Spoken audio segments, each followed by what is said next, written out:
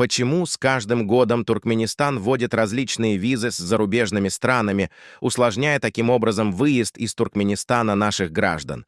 Почему наша страна изолируется от внешнего мира и не развивается в ногу со временем?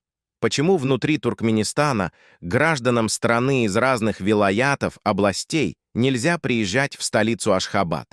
Почему вы, как президент, дали указание не пускать граждан Туркменистана, проживающих в Ташаузской, Марийской, Балканской, Лебабской областях в столицу Туркменистана, город Ашхабад?